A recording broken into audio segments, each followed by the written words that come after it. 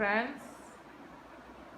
இன்னைக்கு காலையில் எழுந்திரிச்சு மாட்டு பொங்கலுங்க. 7 o'clock தான் எழுந்திரிச்சேன். எழுந்திரிச்சதும் வெளியில் தண்ணி தெளிச்சுட்டு கோலம் போட்டுட்டேன். மாடு பொங்கல் கோலம் போட்டுட்டு அப்புறம் தோட்டத்துக்கு ஃபுல்லாக தண்ணி பாய்ச்சினேன். தண்ணி பாய்ச்சிட்டு பிளாட்ஃபார்ம் ஃபுல்லாக க்ளீன் பண்ணிட்டேன். பிளாட்ஃபார்ம் கீழே ஃபுல்லாக க்ளீன் பண்ணிட்டேன்.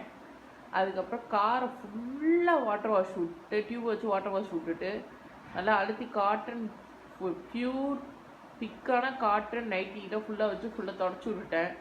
அதுக்கு மேலே லுங்கி வச்சு ஃபுல்லாக தொடச்சி விட்டுட்டேன். ஒரு பீஸ் கூட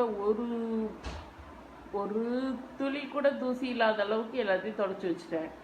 வச்சுட்டு டியூப்லாம் ஓரமாக போட்டுட்டு மாடிப்படி 3 படியை கழுவி விட்டுட்டு எங்கள் படி 2 படி கழுவி விட்டுட்டு எல்லாம் ஓரமாக போட்டுட்டு தோட்டக்கலை பார்த்தேன். தோட்டக்கலையில் இன்றைக்கி என்னென்னா பாதாம் விளைச்சிருக்கேங்க.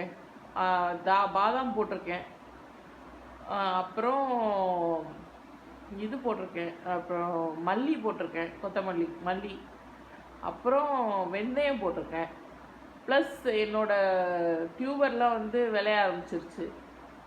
ப்ளஸ் என்னோடய முருங்கை பத்தையும் விளைய ஆரம்பிச்சிருச்சு. எல்லாம் ஸ்ட்ராங்காக விளைய ஆரம்பிச்சிருச்சுங்க. ரொம்ப சந்தோஷமாக இருக்குது. பனிக்காலத்தில் போட்டு பொழைச்சிக்கிச்சு எங்கள் செடியெல்லாம். அதனால் எனக்கு ரொம்ப சந்தோஷமாக இருக்குது. ஒரு செடி பார்க்குறப்ப ஆசையாக இருக்குது. செடிகள் வளரணும் அப்படின்றது ரொம்ப நாள் ஆசை, கனவு எனக்கு. நல்லா வளர்ந்து வரட்டுங்க. அதுக்காக இறைவனை வேண்டிக்கிறேன். இன்றைக்கி இளவரசி வந்தாங்க, எப்பயும் போல் வந்தாங்க. வீடு ஃபுல்லாக கூட்டிட்டாங்க. மோப்பு போடல, வீடு ஃபுல்லாக கூட்டிட்டாங்க. கொஞ்சம் பாத்திரம் இருந்துச்சு, அதை விட்டு தேய்ச்சி வச்சுட்டு அவங்க வந்து கிளம்பிட்டாங்க. அத்தை வீட்டுக்கு கிளம்பிட்டாங்க. அத்தை வீட்டில் இன்றைக்கி விருந்து. இன்றைக்கி மாட்டு பொங்கல்ன்றதுனால நாங்கள் விருந்து வைக்கிறோம். ஒவ்வொருத்தவங்க ஒவ்வொரு டிஷ் எடுத்துக்கிட்டோம். நான் நல்ல டிஷ் எடுத்துக்கிட்டேன். நான் வந்து நாட்டுக்கோழி கிரேவி எடுத்துக்கிட்டேன். அதான் வந்து நாட்டுக்கோழி நான் வாங்கிட்டு வந்துட்டாங்க. எங்கே இருக்கோ அங்கேயே போய் நாட்டுக்கோழி கையிலே வாங்கிட்டு வந்துட்டாங்க. கிரேவிக்கு நான் என்ன பண்ணேன் அப்படின்னா, கோழி கறியை வந்து கொழுப்பு இல்லாமல் தனியாக எடுத்து வச்சுக்கிட்டேன். கொழுப்பு தனியாக கறி தனியாக எடுத்து வச்சுக்கிட்டேன். ரெண்டுத்தையும் மஞ்சத்தூள் போட்டு ஃபுல்லாக வாஷ் பண்ணி எடுத்துட்டு ரெண்டுத்தையும் நல்லா க்ளீன் பண்ணி வச்சுட்டு குக்கர் எடுத்து ரெண்டுத்தையும் போட்டுட்டு கொஞ்சோண்டு மஞ்சத்தூள், உப்பு, காஞ்ச மிளகாத்தூள், மல்லித்தூள், இஞ்சி பூண்டு பேஸ்ட் எல்லாம் போட்டு கொஞ்சம் தண்ணி ஊற்றி மூடி வச்சு விசில் விட்டேங்க. அது வந்து ஒரு 20 minutes வந்து அப்படியே இருந்துச்சு குக்கர்லையே. அப்புறம் சைடில் என்ன பண்ணேன் அப்படின்னா, இன்றைக்கி வந்து அந்த நாட்டுக்கோழி பெப்பர் ஃப்ரை அதுதான் பண்ணேன். அந்த டிஷ்ஷு தவாவில் என்ன பண்ணேன்னா, தவாவில் வந்து சோம்பு, மிளகு, ஜீரகம், பட்டை, கிராம்பு, ஏலக்காய் எல்லாம் போட்டு வறுத்துட்டு பொடி எடுத்து நுணுக்கி எடுத்து வச்சுட்டு தனியாக வச்சுட்டு அதுக்கப்புறம் மிளகு, ஜீரகம், உப்பு அது தனியாக போட்டு பெப்பர் போட்டு தனியாக ரெடி பண்ணி வச்சுக்கிட்டேன். ஞாபகப்படுத்திக்கங்க. சோம்பு, மிளகு, ஜீரகம், பட்டை, கிராம்பு, ஏலக்காய் இது எல்லாத்தையும் போட்டு ஒரு தூள் வறுத்துட்டு அதை எடுத்து ஆற வச்சு அது ஒரு தூள், பெப்பர் பவுட்ரு 1, 2 தூள் ரெடி ஆகிடுச்சு. ரெண்டுத்தையும் ரெடி பண்ணி வச்சுட்டேன்.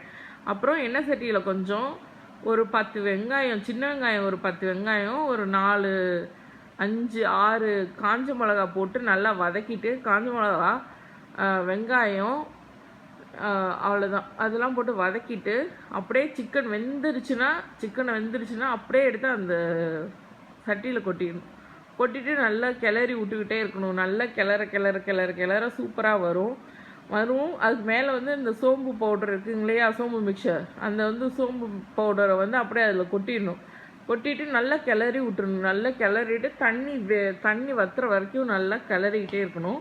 தண்ணி வத்துற ஸ்டேஜ் வரும்போது மிளகுத்தூளை போட்டு நல்லா வறுக்கிறது நல்லா ரோஸ்ட்டாக. எவ்வளோ ஸ்பைஸியாக பண்ணுறோமோ அவ்வளோ ஸ்பைசி. நம்ம சளி எல்லாம் அத்துக்கிட்டு வெளியில் வந்துடுங்க. உள்ளார கசடு எது இருந்துச்சுன்னா எல்லாம் வெளியில் வந்துடும். ஸ்பைஸியாக இருக்கிறதுக்காக போட்டுட்டு மிளகுத்தூள் போட்டுட்டு ஃபுல்லாக எல்லாத்தையும் எடுத்து ஒரு பவுலில் வச்சு வெளியில் விருந்துக்கு அனுப்பிட்டாங்க. அவ்வளோதாங்க. நன்றி. இன்றைய வாய்ப்புக்கு நன்றி.